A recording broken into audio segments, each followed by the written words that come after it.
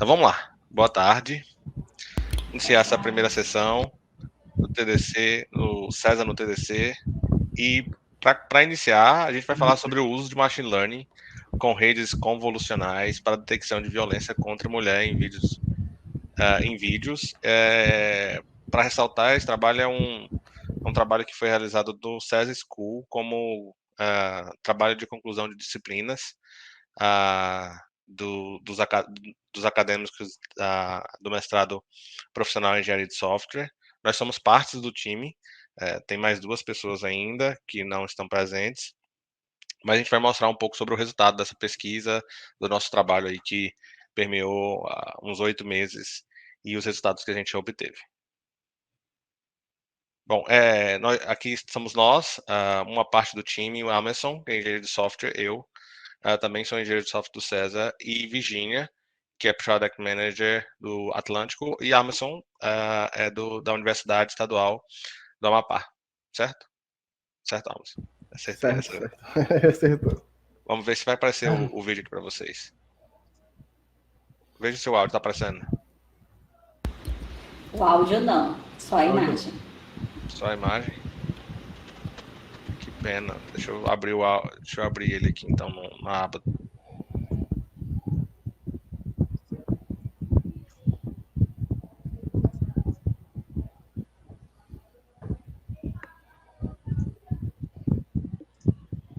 Só para a gente mostrar esse vídeo.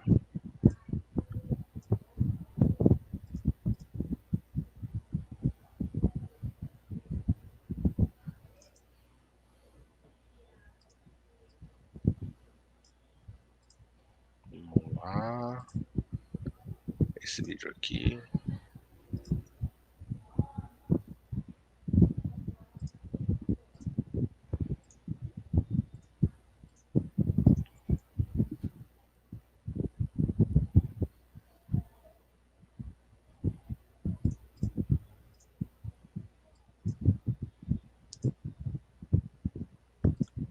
Certo. Acho que agora vai. Agora foi, Já agora. foi. Apareceu o áudio? Apareceu. Sim.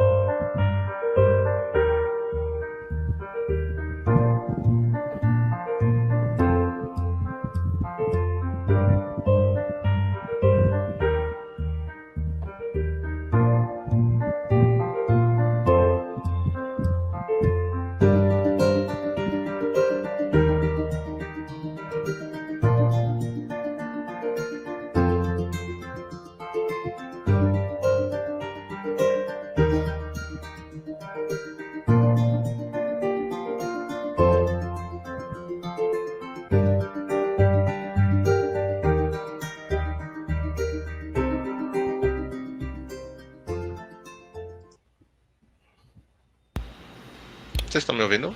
Sim. Certo. Acho que sim.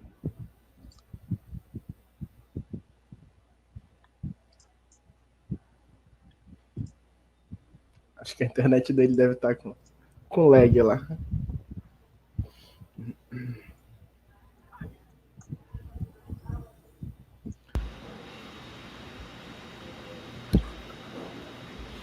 Vitor, acho que caiu.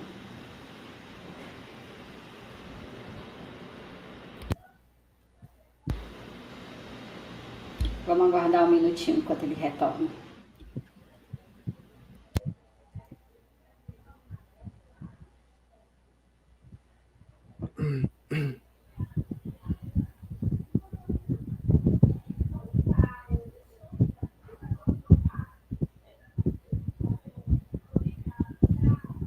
Voltei?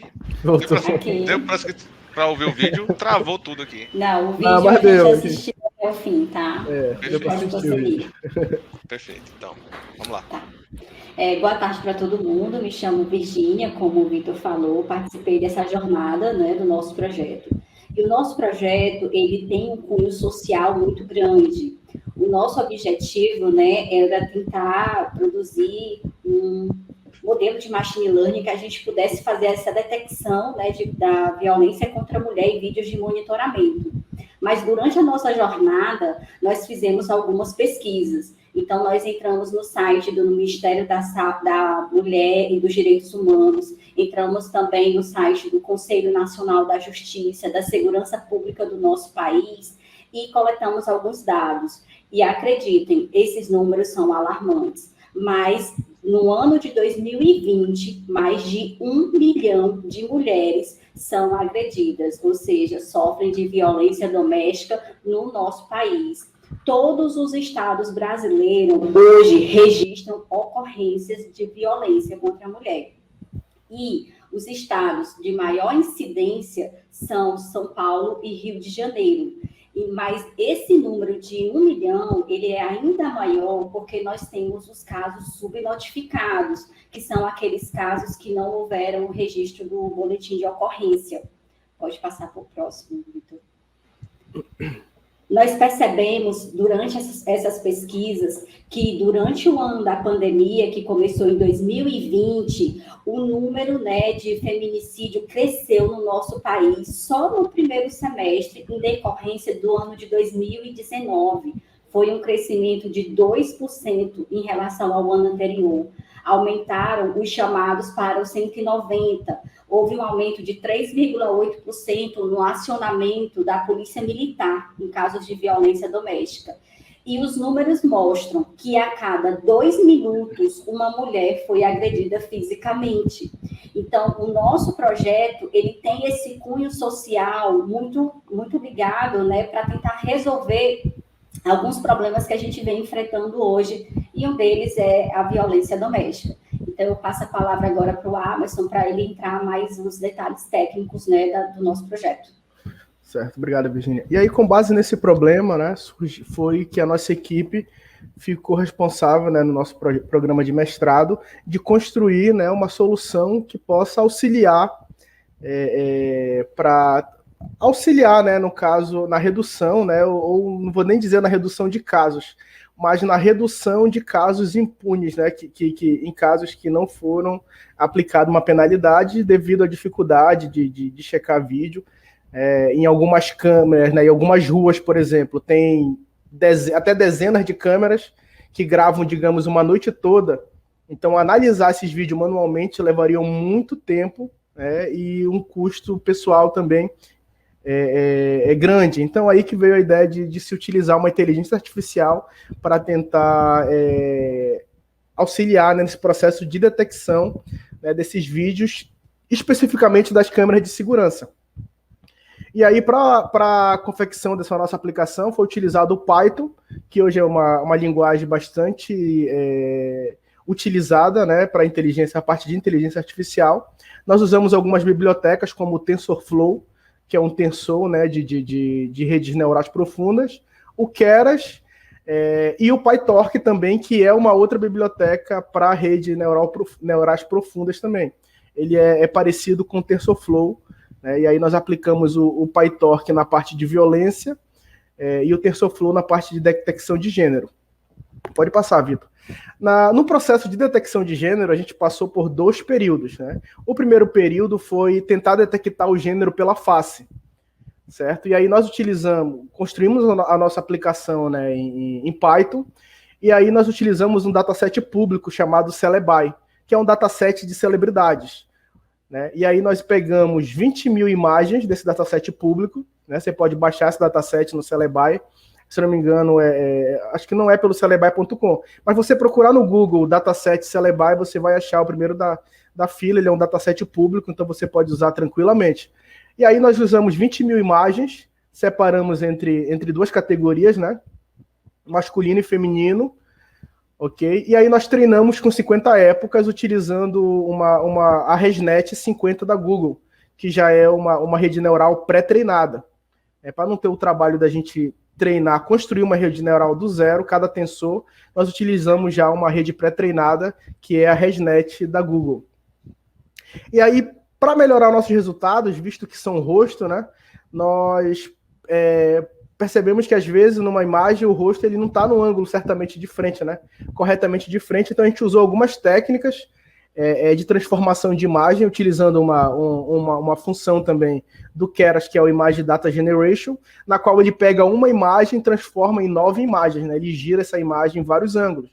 Então, basicamente, a gente tem um dataset de 20 mil imagens, mas multiplicando por 9 aí dá bem mais imagens, porque ele treina utilizando vários ângulos. Né? Nós viramos a imagem horizontal, nós esticamos um pouco ela, mudamos a escala dela, e isso aí ajudou a ter um melhor desempenho, né, no nosso modelo treinado. E aí, como divisão de dataset, a gente usou o estado da arte, que é 75 para treino e 25 para teste. O que acontece? Nós pegamos as 20 mil imagens, e aí, aleatoriamente, né, o próprio TensorFlow ele divide esse dataset, na qual ele vai separar 25% dessas imagens desse dataset para validar o treinamento. Então, ele vai pegar apenas 75% desse dataset e vai treinar o modelo. E após treinar esse modelo, ele vai pegar o restante dos 25% das imagens e vai testar com o modelo treinado. Isso o TensorFlow ele faz automaticamente. Basta definir via parâmetro isso daí. E aí nós tivemos um bom desempenho. Utilizando a ResNet, né, utilizando 50 épocas, o tempo pelo Colab, nós utilizamos o Colab. Quando a gente fala de treinamento de redes neurais, né, criação de modelos necessita de um consumo computacional muito grande. E aí, para fazer isso, a gente precisa especificamente de uma placa da NVIDIA, porque o TensorFlow ele usa uma biblioteca, né, da NVIDIA chamada CUDA. E aí a gente começou o mestrado num período praticamente da pandemia, então os preços das placas de vídeo estavam muito altos. E aí uma solução mais viável foi contratar o Colab Pro, que ele tem um recurso maior de GPU. O Colab Free gratuito não atendeu a gente pela quantidade de horas de execução. O Colab Free, né, fazendo os nossos testes, a gente detectou que ele só fornece 4 horas de GPU por dia.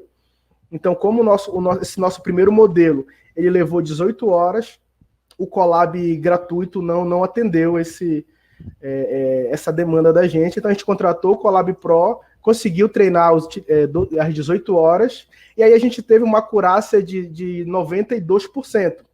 Só que lembrando que essa acurácia de 92% é baseado entre o treino e teste que nós fizemos. Então, ele usou 75% das imagens para treinar, e aí ele pegou os 25% restantes e testou. E aí, desses 25% de teste que ele testou usando o modelo, 92% ele acertou entre homem e mulher. Certo? E aí, sumiu o slide. Só para me ver o número do F1 Score. Se eu não me engano, o F1 Score deu 91%. Eu tenho o slide bem aqui, enquanto volta aí. Sim. Tá, não, o F1 Score deu 78%. O que é o F1 Score, pessoal? O F1 Score, na construção, né, de uma rede neural, a gente tem um conceito chamado matriz de confusão. O que é a matriz de confusão? Digamos o seguinte, desses meus 25% de imagens que ele utilizou para teste, né, ele errou ali, deu 91%, foi 90%, então ele errou 9% de imagens. Mas entre esses 9% que ele errou, a gente tem uma matriz de confusão, que são os falsos positivos e os falsos negativos. Na qual, para a gente, o que seria mais importante? Ele detectar uma mulher sofrendo violência e não alertar, né? Ou ele detectar um homem sofrendo violência e detectar, o que seria mais prejudicial para a gente, né? Isso é uma matriz de confusão. Então, para a gente, seria mais interessante ele detectar um homem sendo agredido e dizer que é uma mulher, do que uma mulher sendo agredida e ele não detectar para a gente. Então, existem esses fatores, né, que são os falsos positivos e os falsos negativos, E esse F1 Score, ele calcula isso daí também, né, na qual ele fornece essa matriz de confusão para a gente, e a gente teve o 0,8, né, de precisão entre os casos falsos positivos e os falsos negativos. Porém, na hora que a gente aplicou a detecção de face, né, mesmo estando bem treinada, mesmo tendo uma acurácia boa, quando a gente for jogar para nosso estado real, né, para o nosso problema real, que são a detecção em vídeos, a gente percebeu que em muitos momentos a mulher que estava sofrendo a violência ali, ou que estava fazendo parte da cena, ela estava de costa, ou ela estava na lateral, e aí o Face Recognition, né, utilizando o dataset de face, a face ela tem que estar totalmente visível, né? Porque ele faz o cálculo da distância da sobrancelha, do nariz, então todos esses detalhes têm que estar visível. Então, apesar de a gente ter um modelo bem preciso, na aplicação de uma situação real, ele não era tão eficiente. Porque em muitos casos ele não conseguia detectar a mulher porque ela estava de costa. E aí a gente foi para uma segunda hipótese, né? Será que se a gente conseguisse treinar, visto que a gente não achou nada parecido, será que a gente conseguiria detectar uma mulher de costa pelo corpo dela, pela forma, né, do corpo, visto que a gente não estava conseguindo com eficiência detectar pelo rosto? E aí foi que surgiu essa hipótese e nós tentamos implementar. Nós construímos um dataset, diferente do Celebi, que a gente achou ele na web, a gente não tinha um dataset de corpo, né, do corpo inteiro, de homem e mulher, pronto. Então a gente teve que montar esse dataset. E aí, devido ao trabalho de montar um dataset manualmente, a gente só conseguiu montar 3.000 imagens. Então, esse resultado é com 3.000 imagens, diferente de 20.000 imagens utilizado para face. E aí a gente aplicou alguns filtros pelo Photoshop, né? Mudamos também o mesmo esquema de rotacionar, mudar a cor, esticar, deixar mais alto, mais baixo. E aí a gente conseguiu pegar esses 3.000 imagens e transformar em 9.000 imagens, né? Já aplicando filtro nela. E aí a gente dividiu também em masculino e feminino, do mesmo esquema, e nós aplicamos também a ResNet da Google.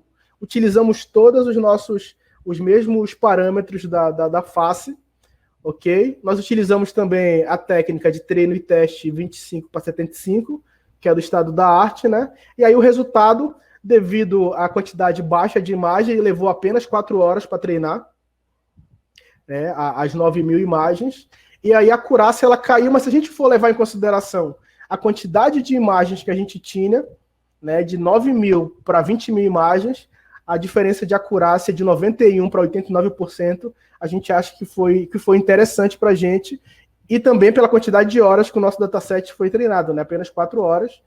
O F1 Score ele melhorou um pouco, né, e a nossa precisão também ficou na média ali, mas nós tivemos a parte de F1 Score, né, que é a matriz de confusão, bem melhor do que treinado pela de face. E aí a gente conseguiu detectar, claro que teve alguns que eles não detectaram, mas a gente acredita que foi pela quantidade de imagens que nós utilizamos, por ter sido um dataset montado, né, pela gente, a gente pode não ter padronizado tanto, mas comparando a parte de face, né, com a parte de corpo, a gente entende que teve uma boa evolução em relação comparando os dois, né? Sem dúvida alguma. E tem que lembrar também que de costas ou de lado, a definição das características para identificar se é um homem ou uma mulher é bem mais complexo do que você ter o rosto apontado para a câmera, que não é o caso quando você está falando em vídeo de monitoramento, por exemplo, que muitas vezes acontece lá no fundo, a mulher está de costas ou de lado, e existe várias angulações de posições que podem existir, então entra uma grande complexidade disso, até para você, como não existe um dataset já pré-definido, existente, que possa ser fornecido como entrada, houve essa dificuldade da gente construir, e a gente conseguiu atingir o nosso objetivo, mesmo com essas ressalvas, dessas dificuldades e dessa construção. E para detectar a violência, então, e isso foi dividido em 2 modelos, é bom ficar definido isso. É um modelo que vai detectar gênero, se é homem ou mulher, e um outro que vai detectar violência. E para detectar violência, a gente utilizou um dataset sintético, e quando eu falo dataset sintético, é que ele não condiz com a verdade, ele não é cena de violências verdadeira, porque a gente também não encontra datasets com cena de violência verdadeira, mas a gente encontrou esse dataset que está definido lá embaixo no GitHub, que é um dataset sintético, ou seja, ele simula a verdade, ele simula ações de violência, o qual foi parâmetro de entrada para o nosso treino de detecção de violência. Ele contém 150 vídeos, dividido em não violentos e violentos. E para esse objetivo de detectar violência, a gente usou o ResNet 18, treinando 50 épocas, utilizando as mesmas técnicas de divisão de dataset entre 75 e 25.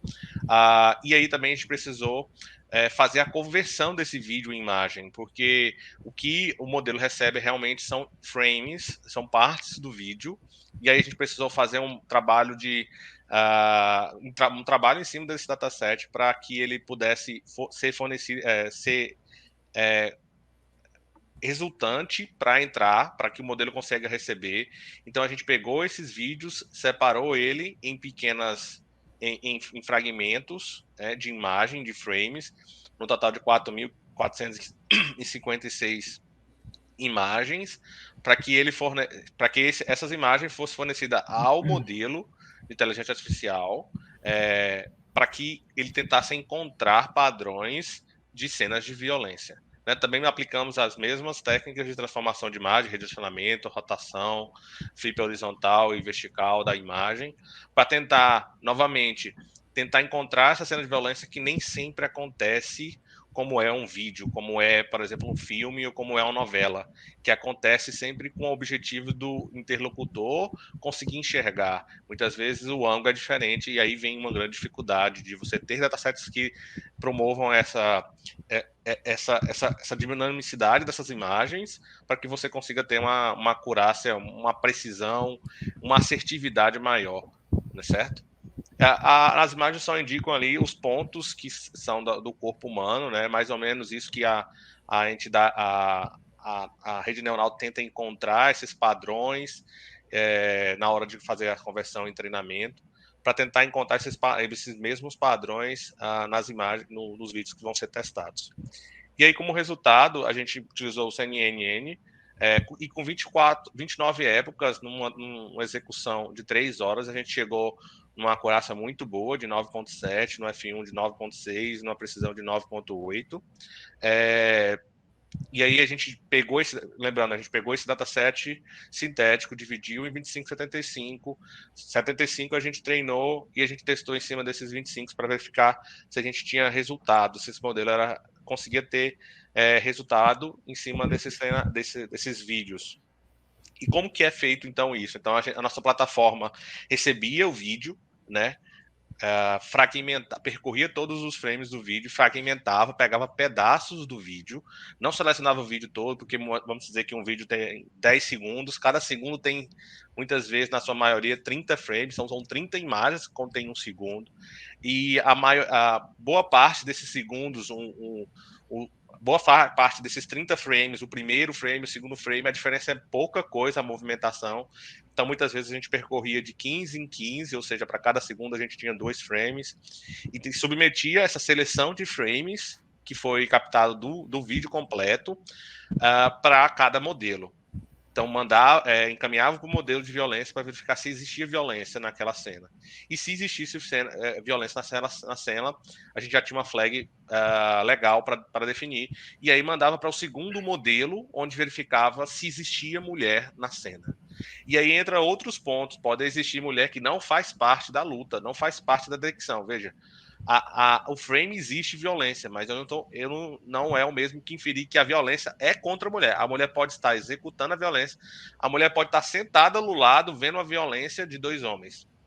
E aí entra mais algumas dificuldades, que é tentar isolar essa parte desse frame que tem violência, para tentar verificar se realmente existe naquela parte da imagem uma violência ou não. O que eu estou falando agora não fez parte do nosso trabalho finalizou em detectar, saber se existe ou não violência, e aí se existe ou não violência, a gente retornava isso, e a gente acabou fazendo um MVP para mostrar essa execução sendo realizada, né? Vou mostrar aqui o vídeo. Esse é um vídeo do dataset sintético, onde mostra uma cena, de novo, uma cena que simula a violência, e aqui a gente vai perceber que nesse primeiro frame que ele já disse que há violência, ele vai perceber que ele vai estabilizar com a violência no vídeo todo, e ele vai pintar as pessoas, os corpos, de vermelho quando for homem e rosa quando for mulher. E aí vocês vão perceber que o algoritmo consegue entender quais corpos, e não só rosto, porque você percebe, por exemplo, que essa mulher aqui não está com o rosto de frente para a câmera, mas o algoritmo é capaz de entender, de encontrar essas pessoas, esses atores que estão dentro, e detectar se a posição deles fazem parte do que ele aprendeu do que é violência.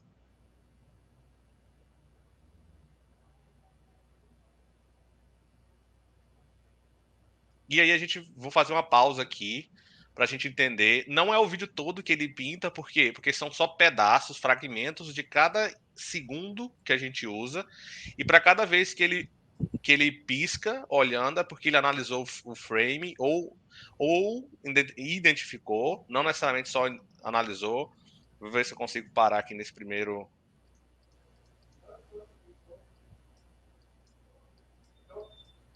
Para a gente mostrar. Só vai ser aqui. Aí. Aqui ele verificou, então, que esse fragmento da imagem é uma mulher, e esse fragmento aqui também é uma mulher. A gente sabe que tem uma mulher atrás, mas tem um homem na frente, né, para avaliar o homem ali. E aí entra a questão do falso positivo e o positivo negativo. Ou seja, ele é um homem, mas ele está achando que é uma mulher, que é um falso positivo. Nesse caso aqui é um positivo, que é realmente uma mulher. Aqui, mais para frente, ele faz uma outra deixa eu ver. Ali ele achou de novo a mulher novamente. E aí ele faz. E aí você vê também que algumas vezes ele acha que o vulto também e aí entra como alguns pontos de melhoria. Desculpa, passei a apresentação. Alguns pontos de vulto ele acha que mas a gente já é um pontapé de ter a certeza que, seguindo nesse caminho, é capaz de a gente conseguir ter uma inteligência artificial que consiga detectar violência e verificar qual que é o tipo de gênero que está na cena. E aí a gente juntando essas duas, a gente consegue atingir nosso objetivo, que é detectar a violência contra a mulher. Esse é um dos exemplos que a gente apresentou no final do semestre. E isso aqui é o nosso MVP, que nada mais do que uma página simples onde recebi o vídeo e mostrava se há ou não violência, que foi encontrada ou não, e quais frames, quais segundos e frames existem violência.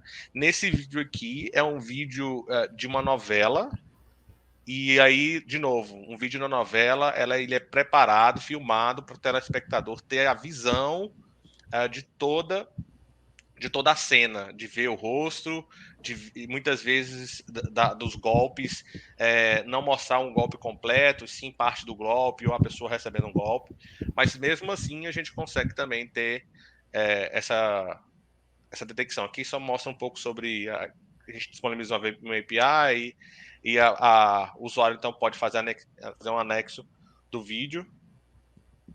E esse vídeo, então, é enviado para o servidor, feita essa fragmentação, e aqui ele indica que as cenas de violência contra a mulher foram encontradas, e mais embaixo ele vai indicar quais são as cenas que ele encontrou que fazem parte desse vídeo. E aí, enfim, a gente entrega o nosso MVP com a exibição dessa informação. Veja que isso aqui é apenas a demonstração para o usuário de como que é feita. Essas informações vêm todas a partir dos resultados da análise dos modelos que a gente treinou. Bom, essa foi um pouco sobre o nosso trabalho, o uso do machine learning com redes convolucionais para detecção de violência contra a mulher, a criação aí de 2 modelos e a união desses 2 modelos, as técnicas que utilizamos, a abordagem que a gente utilizou para tentar atingir esse objetivo e trazer resultado positivo quanto a essa investigação, que é possível e que trouxe esse resultado incrível aí que a gente já que é um pontapé, que inclusive faz parte de um projeto de pesquisa da professora Ana, que é professora do School e também do FPRE, que é o projeto chama Here, que busca trazer esse apoio às pessoas que sofrem violência, e esse trabalho é um pouco do objetivo maior dela, de criar um aplicativo que consiga detectar ou por vídeo e por áudio, e criar mecanismos que possam auxiliar pessoas que são vítimas de violência doméstica, que consigam ter algum meio para se proteger ou para chamar a polícia, enfim.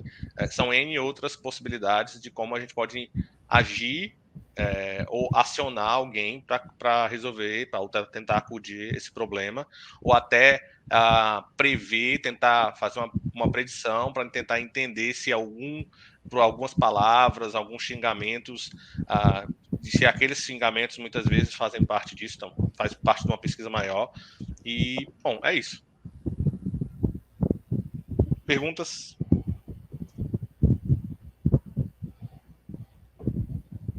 Sem perguntas nós estamos hoje? Então quer dizer que todo mundo entendeu, já são capazes de construir dois modelos de utilizando machine learning para detectar violência ou outras coisas. É isso, nós estamos no nosso time. Estamos no nosso time suficiente.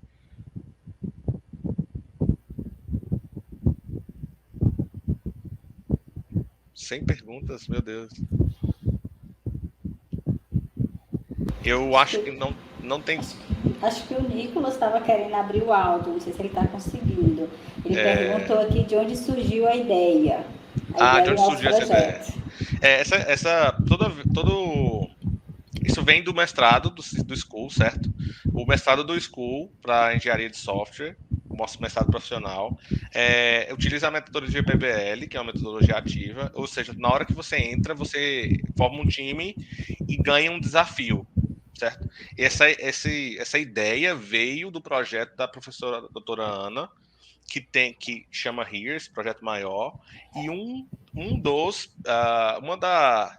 dos ramos dela em vídeos, detecção de violência em vídeos, e a gente foi fazer essa investigação. E a gente tem projeto de pesquisas em áudios, em vídeos, em outras formas para tentar detectar a violência também. O Arthur está perguntando, né, qual foi a parte mais difícil durante o treinamento. Muita parte do treinamento foi difícil, porque primeiro foi a dificuldade dos datasets, ou seja, você não tem dado para você servir de entrada para o modelo. Isso é muito difícil, porque se você não tem dado, você precisa construir. E foi o que a gente precisou. Primeiro, veja, quando você fala vídeos de monitoramento ou vídeos, a gente só foi entender que o rosto da mulher não estava na frente da câmera depois que a gente finalizou o vídeo, finalizou todo o trabalho utilizando o dataset do Celebi.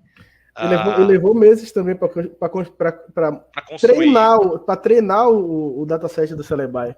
Exato. Então, primeiro vem uma construção de conhecimento, entender o que é machine learning, como que faz, toda essa construção desse conhecimento para depois você começar a aplicar. Aprender as tecnologias. Python. E também acho que a parte de recurso computacional, né? Exatamente. Acho que a gente sofreu bastante. Um dos pontos também são recursos computacionais, como o Amerson falou, porque para você fazer esse treinamento, você precisa de um recurso computacional grande, né? A gente, por isso, até utilizou o Google Colab, e a gente pagou uma versão Pro, porque a gente precisava de mais de 20 GB de RAM, precisava de GPU, de CPU disponível para a gente conseguir treinar, porque isso demora, né? Em 4 horas, isso com uma máquina razoável, não é uma máquina ideal, para tentar fazer. E aí, normalmente, quando você tem uma dificuldade disso, você reduz um pouco o contexto do dataset. Então, foi várias dificuldades. Eu acredito que para cada dificuldade, você muitas vezes passa, como a gente passou para o rosto, e aí a gente colocou um vídeo de monitoramento e não detectou mulher nenhuma. E aí a gente parou para pensar, pô, a mulher, os atores da cena não estão virados com a cara para a câmera, pode estar de costa. Aí eu te pergunto, quais são as características que você pode definir que é homem ou mulher uma pessoa de costa? Ah, é o cabelo? Não, nem sempre é o cabelo. É a roupa, é a cor da roupa, é o estilo da roupa, é o que está na pulseira da mão. Quais são as características? Porque quando você olha de frente, você vai ter várias características do formato da face, da distância entre o olho, de um olho a outro, que são comuns em mulher. Não que são sempre comuns, pode ser que no homem tem, porque no Celebra a gente também teve o falso positivo, achou que era mulher e era homem e vice-versa. Mas é mais complexo você tentar treinar uma rede com fotos de costa e ela conseguir realmente entender, porque a similaridade é muito grande entre isso. E veja, se a similaridade é grande, ele vai se confundir, ele vai achar que é homem ou mulher em determinado tempo. Então, e também tem essa questão do vídeo de violência, porque a gente não achou, foi uma grande pesquisa até achar esse dataset público. E veja, se nós não tivéssemos esse dataset público, provavelmente a gente tivesse sido preciso a gente construir essa cena de violência, essas cenas de violência sintéticas, e para que fosse a nossa entrada para esse treinamento. Sim. E aí, claro também que se a gente pegar, por exemplo, nós utilizamos um dataset de violência sintético. Então a gente acredita também que se a gente pegar um dataset com violências reais, né, se a gente tivesse acesso a câmeras de segurança e pegasse esses atos de violências reais, a gente pegasse e colocasse e treinasse, com certeza os resultados eles seriam melhores. Com um dataset sintético, a gente acredita que a gente teve um bom resultado. Se a gente tivesse acesso a vídeos reais de violência, com certeza a máquina, né, o modelo ia ter uma acurácia, né, uma precisão maior. Certo.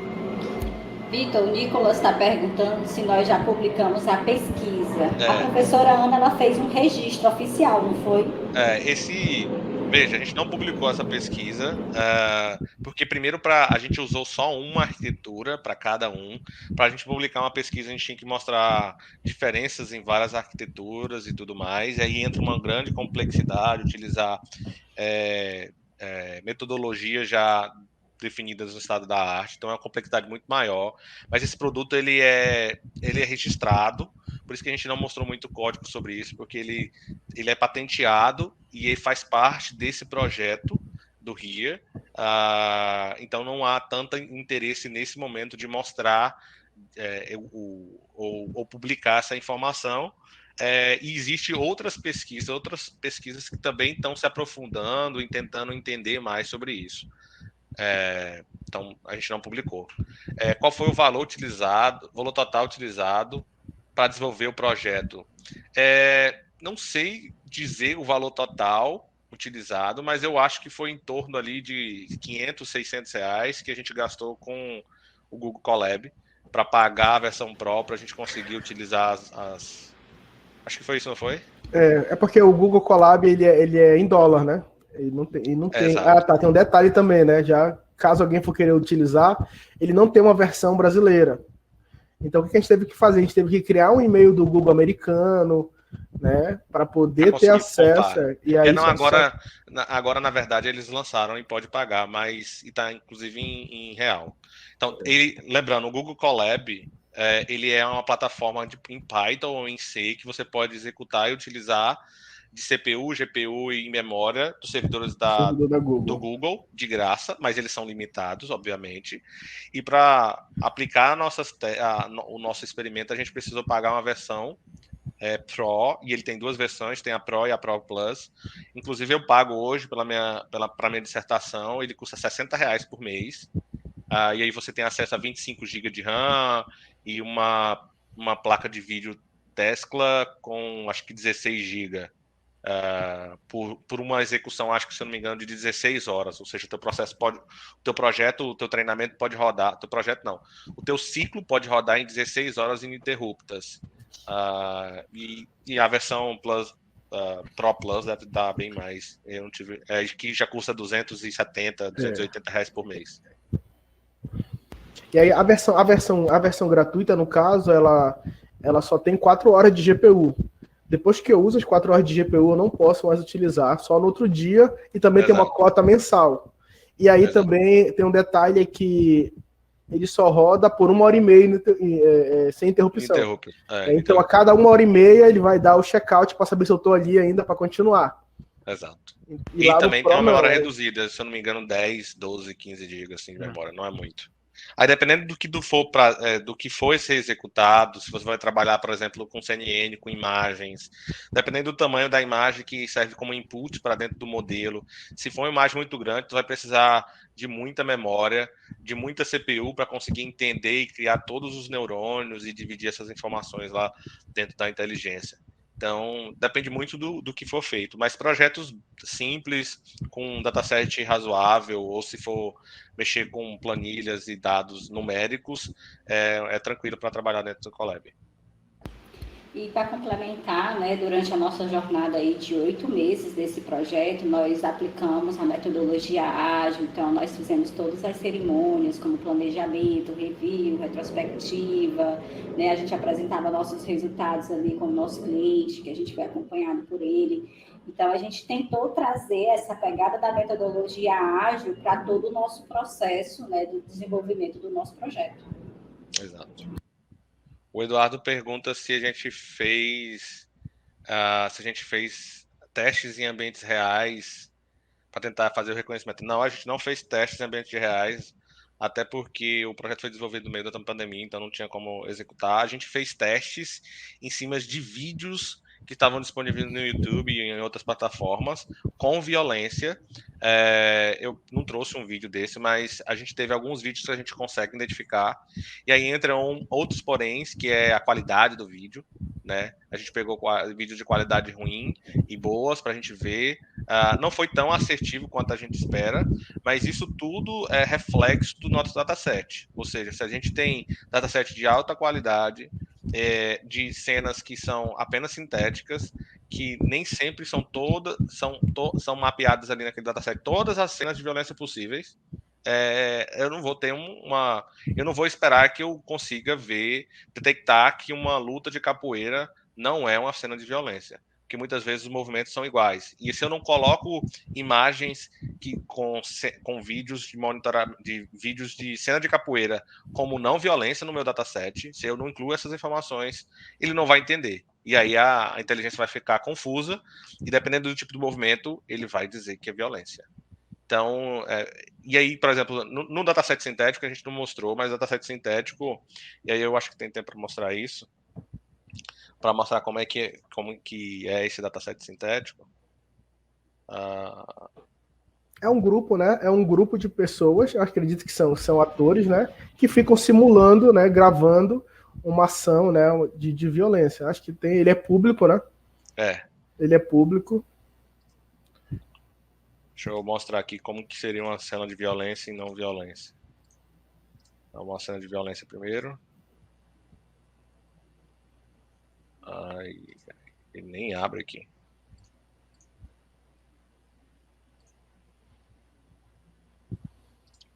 Ver se ele abre aqui. Vai ter que baixar o...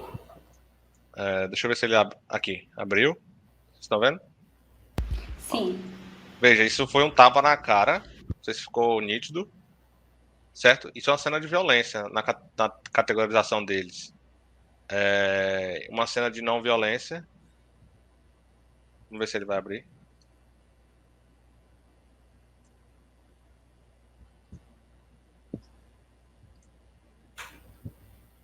Engraçado que um abre e o outro não abre. Mas basicamente é um grupo de pessoas simulando as cenas, né? Então por isso que a gente chama de dataset sintético. Não é uma violência real, é um grupo de pessoas simulando. Né? A gente não teve acesso à câmera de segurança, então se a gente tivesse vídeos reais, com certeza o resultado, né? Olha isso, daí é o não violência. Isso, né? que é não violência. E aí as pessoas se abraçam aqui no final. Acho que parou aqui no meio. Mas se abraçam e rodam.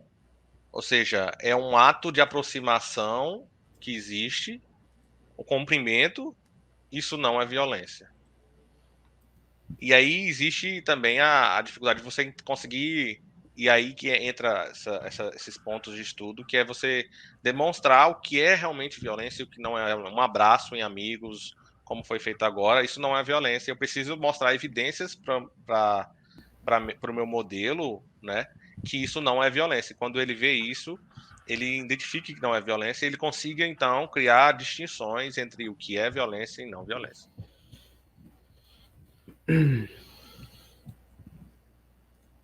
Acho que o Eduardo falou para 8 meses durante a pandemia, o treinamento de vídeos, projeto muito bom para todas as respostas. Parabéns, valeu.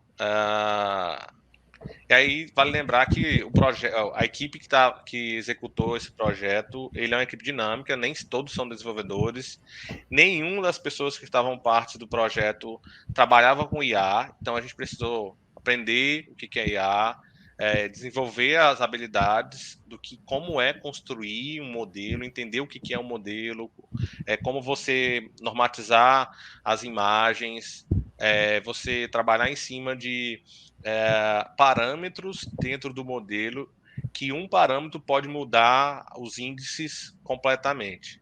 E aí, de novo, esse tipo de você mixar parâmetros, mixar arquitetura, utilizar outra arquitetura pré-treinada, isso sim são insumos para você fazer uma publicação, onde você mostra comparativos de um contexto explícito.